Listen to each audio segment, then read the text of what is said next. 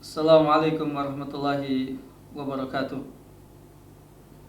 Sahabat Ngopi Pahit yang berbahagia, saudara sebangsa dan sanair, apa kabar Anda semua hari ini? Semoga keadaan kita pada hari ini jauh lebih baik dari kemarin. Untuk selanjutnya kita berupaya merencanakan kondisi dan keadaan kita di masa yang akan datang jauh lebih baik lagi dari yang sekarang. Sahabat Ngopi Pahit yang berbahagia, saudara sebangsa dan sanair, kali ini kita akan ngomongin satu konsep yang tidak kalah menariknya dalam sistem pendidikan Islam. Apa yang dikenal dengan konsep fitrah. Dalam pendidikan Islam, di mana kita meyakini bahwa setiap manusia diciptakan dalam keadaan fitrah, sebagaimana disebutkan dalam hadis Nabi Sallallahu Alaihi Wasallam yang sahih. Beliau Sallallahu Alaihi Wasallam bersabda, "Kullu mauludin yuladu alal fitrah." Setiap bayi yang dilahirkan dalam keadaan fitrah.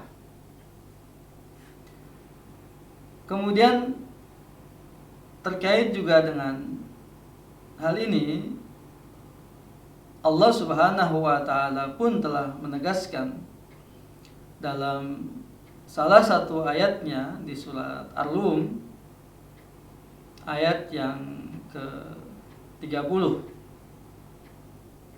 dan juga 31, di mana Allah Subhanahu wa Ta'ala berfirman, "Fa'aqim wajhaka lid-dini hanifa fitratallahi allati fataran nasa 'alaiha la tabdila li khalqillah dzalika ad-dinul qayyim walakin aktsaran nasi la ya'lamun munibina ilaihi wattaquhu wa aqimus shalah wa la takunu minal musyrikin minal ladzina faraqu dinahum wa kanu syi'a kullu hisbin bima ladaihim farihun." Maka hadapkanlah wajahmu kepada agama Islam ini dengan lurus. Fitrah Allah yang menciptakan manusia, di atas fitrah tersebut tidak ada perubahan pada penciptaan Allah. Itulah agama yang lurus. Akan tetapi kebanyakan manusia tidak mengetahuinya. Dengan tetap kembali kepadanya, bertakwa kepadanya, mendirikan sholat, dan janganlah kamu semua termasuk ke dalam golongan orang-orang yang menyekutukan Allah Subhanahu wa Ta'ala, yaitu orang-orang yang memecah belah agama mereka menjadi bergolong-golongan, dan setiap golongan merasa bangga dengan apa yang ada pada golongannya. Sahabat Ngopi Pahit yang berbahagia, saudara sebangsa dan sanair, dengan melihat ayat Al-Quranul Karim ini dan juga hadis Nabi Sallallahu Alaihi Wasallam yang telah disebutkan sebelumnya, ini jelas menunjukkan dan memberikan gambaran kepada kita bahwa memang manusia itu diciptakan oleh Allah Subhanahu wa Ta'ala di atas fitrahnya. Lalu kemudian apa yang dimaksud dengan fitrah itu sendiri? Hal ini cukup menarik kita bahas, kita kaji, kita perbincangkan lebih jauh lagi. Sesungguhnya manusia berada di antara dua jalan yang Allah Subhanahu wa taala telah menerangkan kepadanya, menjelaskan kepadanya tentang dua jalan tersebut. Sebagaimana Allah katakan, wa hadainahun najdain, kami berikan dia petunjuk arah kepada dua jalan. Jalan apa? Yang dimaksud adalah fa'alhamaha fujuraha wa taqwaha. Kami ilhamkan kepada jiwa itu, kami berikan petunjuk kepada jiwa itu, yaitu pengarahan kepada jiwa itu, jalan-jalan keburukan dan jalan-jalan ketakwaan atau kebaikan. Maka dua jalan yang dimaksud adalah jalan sebelah kanan adalah jalan kebaikan dan ketakwaan, sementara jalan yang sebelah kiri adalah jalan keburukan dan kedurhakaan. Tinggal kita manusia mengenali sifat-sifat, karakter-karakter, ciri-ciri dari dua jalan tersebut. Lalu mana yang akan kita lalui, kita pilih untuk kemudian kita lalui.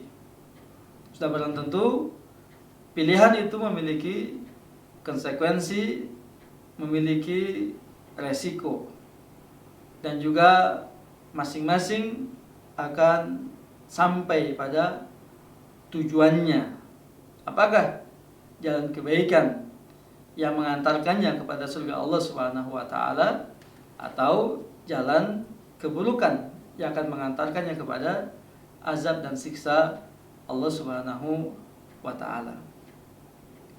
Sahabat Ngopi Pahit yang berbahagia, saudara sebangsa dan setanah air.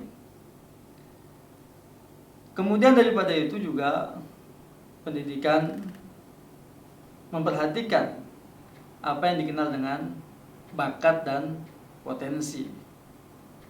Di mana posisi fitrah itu antara bakat dan potensi?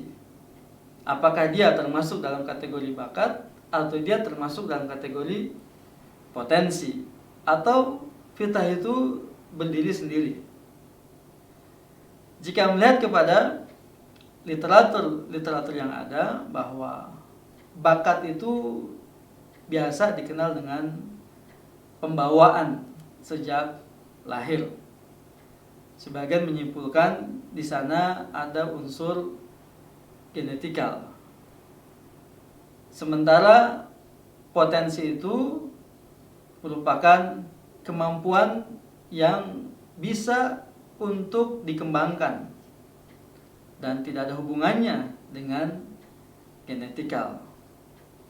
Sebagian dari pakar pendidikan mengatakan bahwa fitrah itu sama dengan potensi, atau mungkin sebagian ada mengatakan fitrah itu sama dengan bakat, atau memang dia berdiri sendiri antara bakat dan potensi.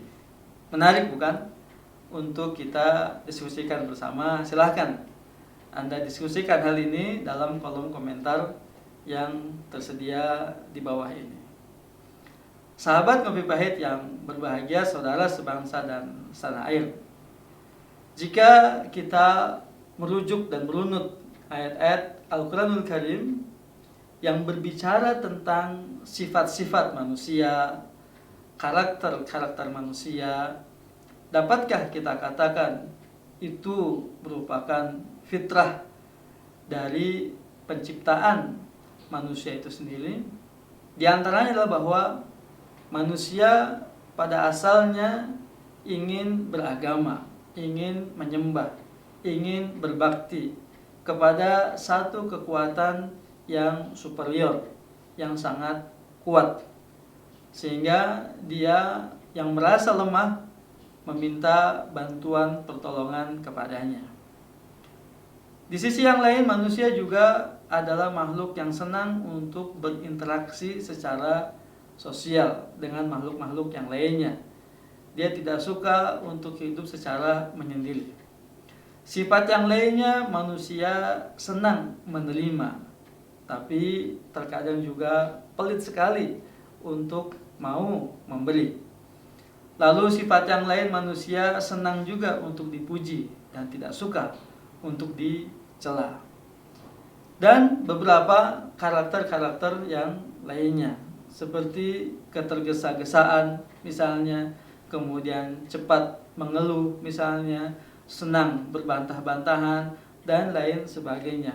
Apakah sifat-sifat itu dikatakan sebagai fitrah manusia, baik dibawanya sejak lahir, atau dapat dia kembangkan, atau justru sebaliknya dapat dirubah, sifat-sifat yang jelek dapat dirubah ke arah sifat-sifat yang baik?